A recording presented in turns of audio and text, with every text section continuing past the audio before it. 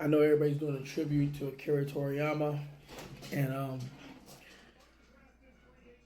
I felt this was the time for me to show you what kind of impact the legendary icon Akira Toriyama made an impact in my career as an art teacher um,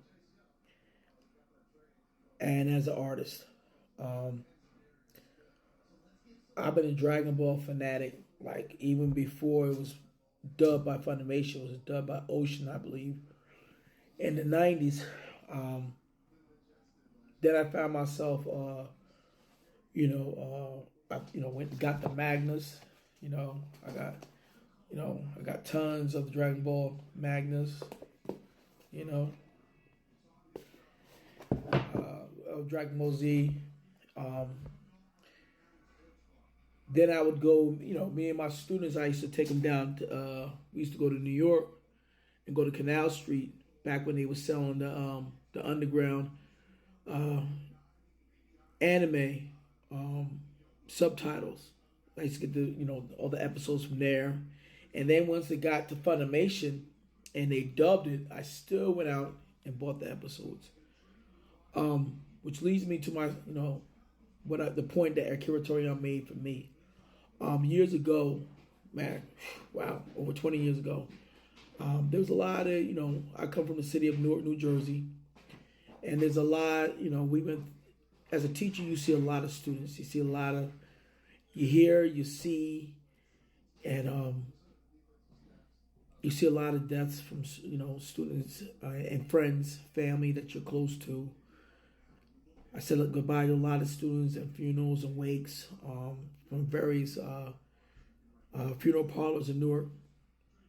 One day, one of the assignments that I did for my students was to just create a book, and as they were struggling, a lot of them was like, well, I don't know what to create. I just wanted the kids to get back to being a kid again, having a fantasy and an imagination. But what happened was eventually I decided to take it upon myself to do a model lesson. That's what we teachers do. Art teachers, we do this. We do a model lesson. And what happened was it went from a sample lesson to my own series that is basically,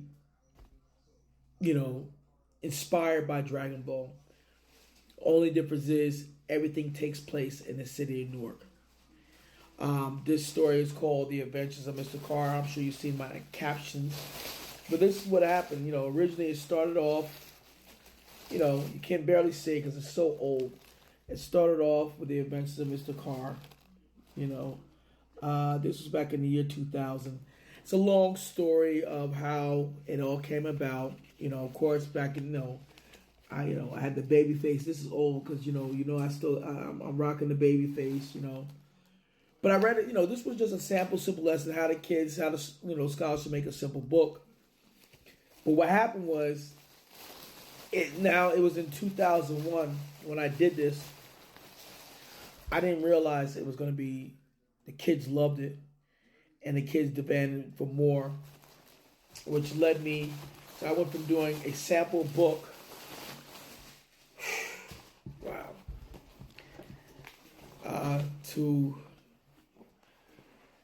Wow. Too close to 62 chapters. I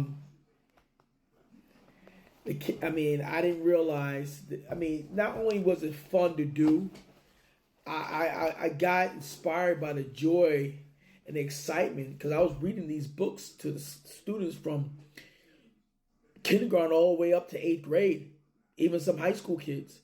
And then I was doing it, when I was at, with my friend Akbar Cook at the Boys and Girls Club, which was the life camp, which was part of the life camp. In the summer camp, I was reading these books, and I even got an award for that. The kids have been asking me, Miss Carr. Now they're older because they're so old. As grown folks, like, Miss Carr, why don't you do a YouTube video about the adventures of Mr. Carr?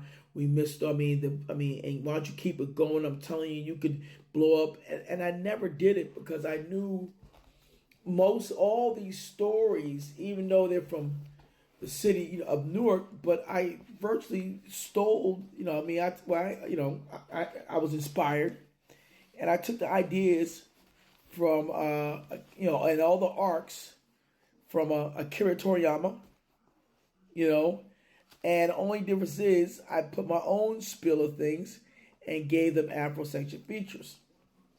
And the arcs are similar, but basically most of this took place similar to my favorite arcs of the of Dragon Ball. My two favorite characters, of course, obviously Goku, and who else? Goku and Vegeta. I have the Magnus, so Goku and Vegeta. Well, anything. This is Vegeta. They were two of my favorite characters. Goku. He was the good, kind-hearted man, preserving life, and Vegeta, of course, was the prince of all Saiyans, and he believed in pride, honor.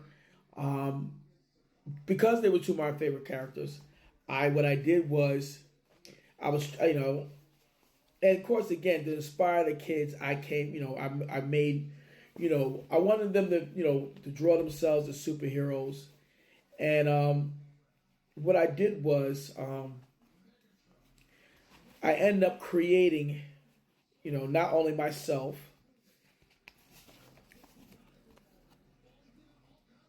Remember, this is over 20 years ago, so I stayed with the baby face. So I asked myself, what can I do to have a person that was similar to Vegeta? And what happened was I just created another version of myself, which is called the Clone Mr. Carr. Now, they became rivalries. Similar to Vegeta, Goku and Vegeta, and also a very popular character that my students love so much was the clone's daughter from the future. Her name was Samaya. Yes, which I kind of took from the Trunks saga. And yes, I have my own fusion character. His name was classic character. Was Mr. Sek, called Super Extreme Car. And again, I did 62 chapters. All of them in which,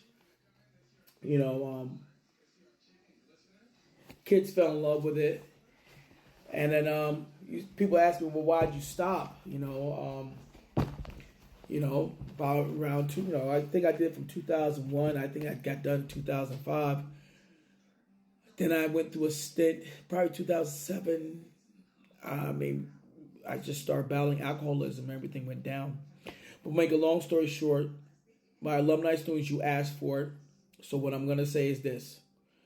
In tribute to Akira Toriyama, I will go live every Sunday at 10 o'clock and read The Adventures of Mr. Carr every Sunday, every episode from at 10 o'clock. If you do want this, alumni, you ask for this, I need you to support me.